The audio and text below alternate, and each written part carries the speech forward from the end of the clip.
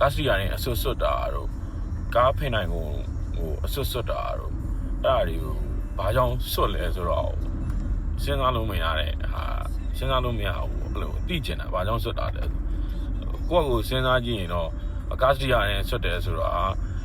ကားစီယာရင်ဆွတ်လိုက်လို့ရှိရင်စတီယာရင်မပြတ်စီးအောင်ဆွတ်မယ်ပေါ့ပြီးရင်ကားဖိနိုင်ကုန်ဆွတ်မယ်ဆိုရင်လည်းကားရဲ့ဖိနိုင်ကုန်ဆွတ်တွေမပြတ်စီးအောင်လို့ဖိနိုင်ကုန်ဆွတ်ကြမယ်ပေါ့အဲ့လိုဆွတ်တယ်အဲ့လိုမျိုးဆွတ်ကြမယ်လို့ပဲတွေးကြည့်လို့ရတယ်ဒါပေမဲ့အဲ့လိုဆွတ်တယ်ဆိုရင်ကားအစ်စ်ကိုပြောတာပေါ့ကားအဟောင်းနေဆိုရင်တော့စတီယာရင်ကပြက်စီးနေတာမျိုးရှိရင်တော့အဆွတ်လိုက်တော့ပြန်ပြီးတော့အစ်စ်လိုမျိုး feeling လေးရမယ်ဆိုတော့အစိတ်နဲ့ဆွတ်လို့ရတာပေါ့ဒါပေမဲ့ကားအစ်စ်တွေရဲ့စတီယာရင်ကသူ့ဘာသူအစ်စ်ထုတ်တဲ့ကလုပ်ငန်းသုံးကားဆိုရင်တော့မပြောလို့ပါဘူးဒီအိမ်စီးကားတွေပေါ့အဲ့လိုမျိုးတွေမှာအစ်စ်ထုတ်တဲ့ကသူကဒီလက်ကင်ဆိုလဲကင်လို့ကောင်းမဲ့leather soft leather လေးတွေနဲ့လှုပ်ထားမယ်အဲ့လိုသူတန်ဖိုးတစ်ခုနဲ့အတူတူထုတ်ထားပြီးသားဖြစ်တဲ့ဒီစတီယာရင်ကိုဒီတန်ဖိုးနဲ့ဈေးဘလောက်မှမရှိတဲ့ after market တွေကစတီယာရင်အစွတ်ကြီးတွေစွတ်တော့ဘာမှန်းပိုကောင်းအောင်မှာမလို့လဲပေါ့ကာကွယ်မယ်လို့ပြောပြန်တော့လဲအဲ့ဒီအစွတ်တော့မှပဲအဲ့ဒီစတီယာရင်အသစ်ကလေးတွေကပြက်စီးရတာအဲ့ဆိုရင်ဖုန်နေသေးတွေမမြင်နိုင်တဲ့သေးတွေဖုန်နေသေးတွေကဝင်ပြီးစုနေပြီးတော့အဲ့အစွတ်က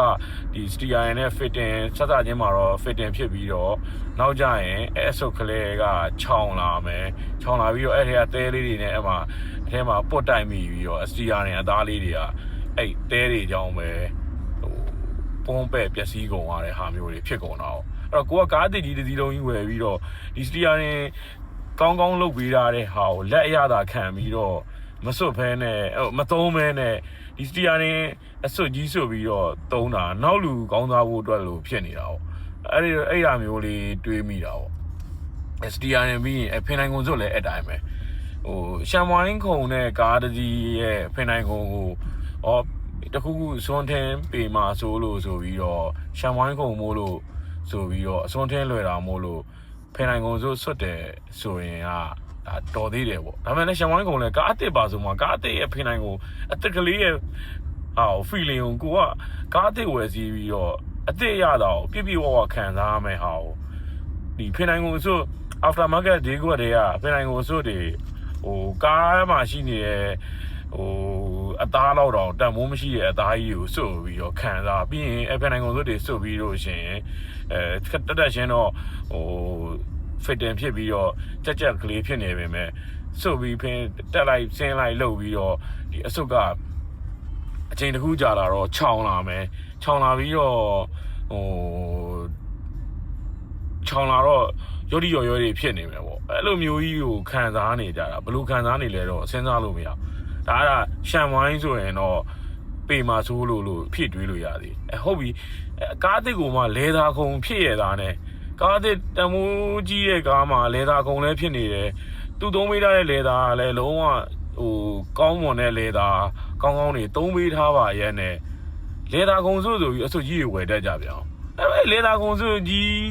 အဖမကကဟာကြီးကိုဝယ်တက်ပြီးတော့အဲ့ဒီထဲမှာခုနကစတီယာရင်လိုပဲတဲတွေဝင်မယ်ဖုန်းတွေဝင်နေရနေပြီးတော့အထဲမှာစတီယာရင်အသားတွေလဲသားတွေကောင်းသားတွေကိုအပေါ်ကအစွတ်ကြီးဆိုပြီးအထဲမှာဖုန်းတွေတဲတွေဝင်နေမယ်ဖြစ်ပြီးတော့လေသာလည်းအထဲထဲမှာအုပ်ထားတော့အစီရီခန်းလာမယ်လေသာကဲလို့ပေးနေတာမရှိတော့အစီရီခန်းလာပြီးတော့အဲ့လေသာတဲ့အကောင်လေသာအကောင်တွေကပျက်စီးသွားပြီးတော့အစွတ်ကြီးပဲခံစားနေရတာဘာအတွက်လုံးကြတာလဲဆိုတာစဉ်းစားလို့တော့မရအောင်အဲ့တော့ဖိနိုင်ကုန်စွတ်တာရောဒီကားအစ်စ်တွေပေါ့ကားအစ်စ်ဝယ်ပြီးတော့မှဖိနိုင်ကုန်စွတ်ပြီးတော့လေသာစွတ်ပြီးတော့စီးကြတာရောဘာဖြစ်လို့လဲဒီစတီယာရင်အစွတ်တွေစွတ်ကြတာရောဘာဖြစ်လို့လဲဆိုတော့တွေးကြည့်လို့မရအောင်အဲ့စွတ်ပြီးတော့စီးရလူတွေနောက်လူကောင်းသားဖို့အတွက်စွတ်တယ်ပြောအောင်လဲအထဲမှာထားရင်လည်းပြက်စီးတာတကယ်ဆိုလေသာခုံဆိုလဲလေသာခုံပျက်စီးမှာဆိုရင်ဒီသူလေသာကဲပစ္စည်းတွေလေသာကဲဟာတွေကားစတီအဲ့လေသာခုံမှာတင်ပေးနေဒီလေသာလေးကနူးညံ့ပြီးတော့ရေရှည်မှာအကြာကြီးသုံးလို့ရအစွတ်ထားတော့မှသာအဲ့ဒီလေသာကဲလည်းမရှိအစီတွေခန်းလာမယ်ခြောက်လာမယ်ကွဲလာမယ်ပြဲလာမယ်အဲ့လိုမျိုးဟာတွေကိုခံစားရတာ တချို့ဆိုဖင်နိုင်ကုန်မှာcooling system ပါတဲ့ဟာရဲ့ရှိရသားနဲ့လေသာကုန်ကြီးဆိုပြီးတော့cooling system ဖင်နိုင်ကုန်ရဲ့ cooling system လည်းမခံစားဘူးလေသာကုန်ကြီးလည်းဆွတ်ထားတယ်အဲ့လိုဟာလေးတွေကိုဘာကြောင့်လုပ်လဲလို့လည်းစဉ်းစားလို့မရအောင်ဆက်လုံနေကြတဲ့လူတွေကိုလည်းအံ့ဩမိတယ်ပေါ့အဲ့တော့မလုံနဲ့လို့ပြောရင်လည်းပြောရမှာဘယ်လိုပြောရမလဲတော့မသိဘူးအဲ့တော့ဒီဟာကြီးဆွတ်တာဘာကြောင့်လဲစဉ်းစားလို့တော့မရဘူးပေါ့မင်းနိုင်ကုန်စွတ်တွေဒီလေသာစတီယာနေစွတ်တွေကားမှာကျွန်တော်တော့မကြိုက်ဘူးပေါ့ကားမှာပျက်စီးမယ်ဟာပေါ့ပျက်စီးကြည့်မယ်လို့ပဲမြင်တယ်အဲ့ဒီဖင်နိုင်ကုန်စွတ်နဲ့လေသာကုန်စွတ်တွေကမလိုအပ်ဘူးလို့ထင်တယ်အပိုးတက်ကုန်တယ်လို့ပဲထင်တယ်ကားဟောင်းတစ်စီးမှာတော့ကားဟောင်းတစ်စီးမို့လို့လေသာတွေကဟောင်းနေတာတို့စုပ်ပြက်နေတာတို့ဆိုရင်လေသာကုန်ဆွတ်လိုက်ပြီးစီးလိုက်တဲ့အတွက်ဒါအဟောင်းတွေပျောက်သွားတယ်ပေါ့စတီယာနေဆိုလဲပျက်စီးနေတယ်မို့လို့စတီယာနေဆွတ်လိုက်တယ်ဆိုတဲ့ဟာနဲ့ပြန်ပြီးအစ်စ်လို့ပြန်ခံစားရမယ်ဆိုတဲ့အတွေ့ကားဟောင်းဆိုရင်ခံစားလို့ရတယ်ကားအစ်စ်တွေကိုဆွတ်တာတော့အံ့ဩမိတယ်ဘာလို့လဲဆိုတော့စဉ်းစားလို့မရအောင်